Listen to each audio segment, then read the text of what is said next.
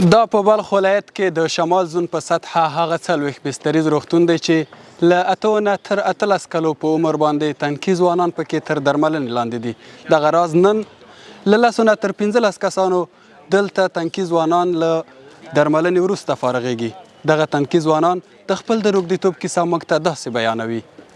زه اول چې وم مواد مخدر مې لږ استفاده کوله، اخر مې ډېر استفاده کړه. نو زما پلار ډېره باندې وپوهېده، بالا مې پلار راوستم دلته شفخانې.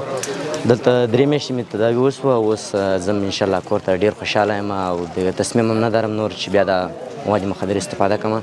انشاءالله اوس نن جوړ تیار یم. ډېر خوشحاله یم چې ځم کور ته روغ رمټ. کیسه مشان مې زده کړم.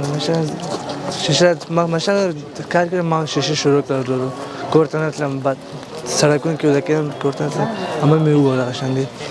بیا عمل مې چوک اسپان نه ورلم. چوک اسپان نه ورلم. ډاکټرانو ته 3 میاشتې تداوي کړم. هغه څه ته دلته اوس خوشحاله یم چې کور ته ځم انشاءالله تعالی. پر مور او پلار باندې زندگی کوم. خسته عزتمند زندگی. د یاد مرکز مسؤلین وایي سږ کال د حمل میاشتې راهیسې تر دې مهاله 180 تنو دغه مرکز ته مراجعه کړې چې له شمېره 154 روږدي کسان د معاینې وروسته بستر شوي. دغه راز 110 تنه د روغتیا موندلو وروسته رخصت او خپلو کورنیو ته سپارل شوي دي. یو کال کې 180 کسه موږ مکمل بستر کړي دي. موږ ته چې مراجعه شوې ده، موږ په دې مرحلو کې مریض نیونه یا مریض جذبولو کې موږ خپله 2 برنامې لرو. یو خو د خپل د والدین نه چې زموږ مرکز ورته معلوم دی وایي دا دی د دې موږ ته راولي خپله والدین، او بل موږ خپله ساحوي ټیم لرو. ساحوي ټیم د خپله دغه کارمندانو نه دی. د پروګرام په مطابق باندې د سکیجول تقسیم اوقات جوړ شوی دی. هفته کې 2 ورځې هم آگاهی عمل لرو. په آگاهی عمه اړخ کې موږ ساحوي کار لرو. زمانی که ما در داخل شفاخانه میاریم که اینا 3 ماه تداویش به طور رایگان می باشه که در اینجا تمام فعالیتش از طرف وزارت صحت عامه و ریاست صحت عامه که پرداخت میشه. خدماتش 15 روز اول در بخش سمزدایی قرار داره. بعد از 15 روز 75 روز دیگه تحت فعالیت مشاورین روانشناسا و معلمای دین و استادای سوادآموزی که در اینجا فعالیت میکنه طبق تقسیم اوقات هر روزه پیش میره تا اینا به جامعه با یک اعتماد به نفس و عزت نفس کامل بتونه در محضر خدمت در جامعه شود. په ورته وخت کې د روغ شوو تنکي ځوانانو کورنۍ غړي د اسلامي امارت له حکومت څخه په رضایت ښودو سره وایي د تیرو ادارو پر مهال به ورځ تر بلې د روږدو کسانو شمیر مخ په زیاتېدو و، خو اوس له نیکمرغه تر کمې کچې را رسېدلی دی. بیا د خدای امارت ما خرابوي. امارت د خدای آباد لري چې که دا دغه سابقه حکومت شر و فساد وای دا به 100 چند نشوی وای.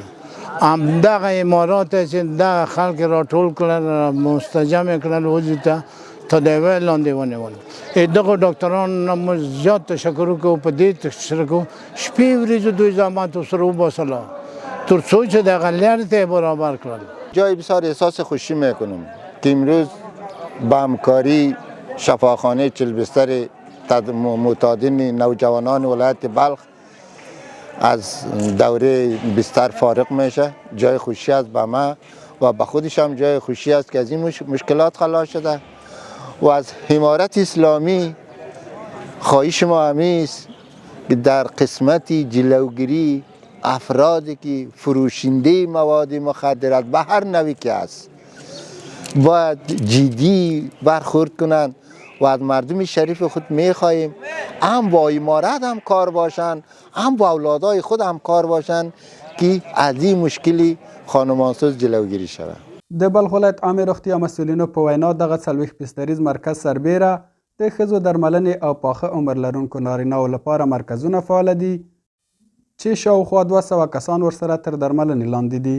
موږ د بلخ ولایت عامې روغتیا ریاست اړوند د معتادینو 3 دانې روغتونونه لرو چې یو هم 40 بستریز روغتون دی چې په هغې کې مشران یا هم پاخه عمر هیوادوال درملنه کیږي، او بل هم 40 بستریزه چې په هغې کې زمونږ د نوجوانانو چې د 18 کالو څخه عمر کم وي د هغوی درملنه کیږي، او یو هم د 50 بستریز روغتون دی چې په هغې کې میندې همداراز هغه ماشومان چې دي ورسره هغوی درملنه کیږي پکې.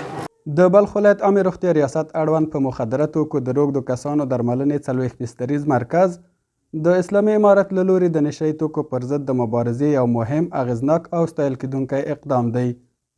دا نه یوازې د روږدو ناروغانو درملنه کوي بلکې هغوی ته د اصلاح، پوهاوي او نوي باعزته ژوند زمینه هم برابروي. ثابت خان انځور، د البرز نشراتي څانګه، مزار شریف.